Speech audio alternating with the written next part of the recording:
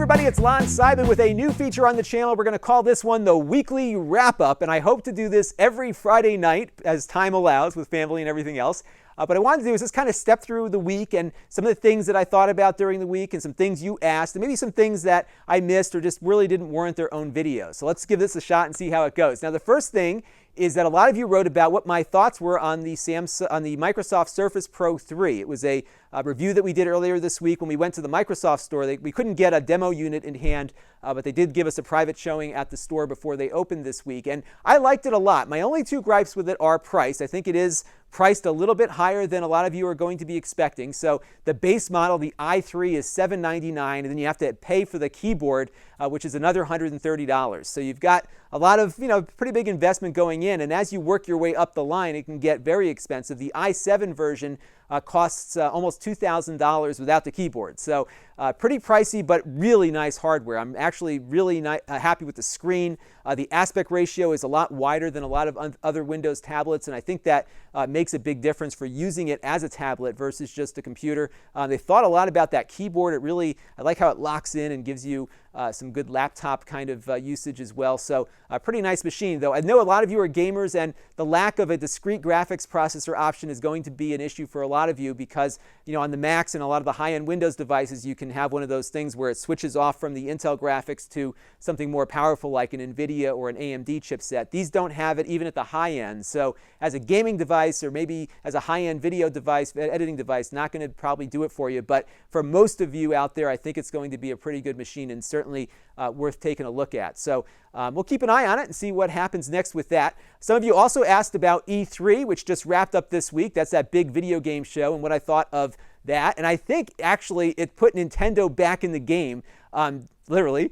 They've got some great stuff coming out for the Wii U and some stuff that just came out for the Wii U. I am absolutely loving Mario Kart on the Wii U, partly because it's such a low commitment game. You can sit down and play a couple of races and you're done. There's no long-term commitment. You can kind of pick up where you left off and don't have to remember the story or anything else. And I've been having a blast with that. Been loving the new Super Mario Brothers 3D World, and Pikmin 3 I've been playing for a while. I'm really into that. So everything about the Nintendo right now, I'm all about. And maybe it's because I'm becoming this aging, 37, almost 38-year-old gamer, and I kind of, go back to the things that I loved when I was a kid. So that might be why I'm into the Nintendo Wii U as much as I am all of a sudden.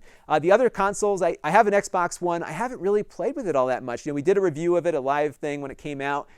It's great from a graphical perspective, but there's nothing on it yet that really grabs me and makes it a must-play device. So I'm kind of sitting out this new generation just isn't doing it for me just yet. I think there was such a bigger jump from like the PlayStation 2 and the original Xbox One to the Xbox 360 and PlayStation 3. It's more of an evolutionary jump to this latest version of consoles. The graphics are better, but it's not like a game changer like we've seen in prior console generations. So I'll keep an open mind, but I'm still not into the PS4 and the Xbox One as I am with the Wii U at the moment, but that's just me. So I'd love to hear your comments on that. Speaking of old school gamers, there is a great new book that if you're into retro gaming, I do suggest you check out. It's called Console Wars by Blake Harris, and it chronicles the battle between Nintendo and Sega during the 16-bit era. So the Sega Genesis versus the Super Nintendo.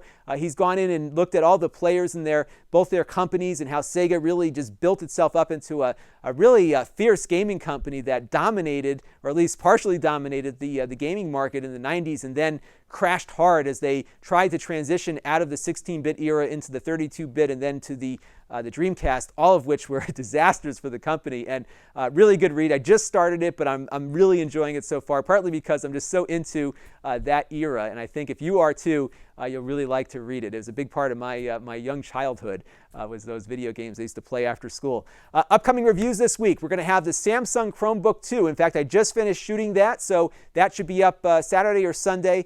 The Asus C200 is another Chromebook we'll be getting in. I hope it's going to come this week. Asus is sending us a review unit to check out. That is a Chromebook running an Intel processor, a Celeron, and I'm looking forward to that. We also have a really cool camera from Brino. It's a time-lapse camera. It's a single-purpose device, and what it does is it makes those time-lapse videos. I had it outside all night last night, kind of chronicling the stars going by and then the sun rising in the morning. It's really cool. and I have had a lot of fun with it. The quality is pretty good. It's not as good as like your SLR camera would be, but it's just been a lot of fun, and I think you're going to love to see that when I start the review. I'm probably going to shoot that one tomorrow.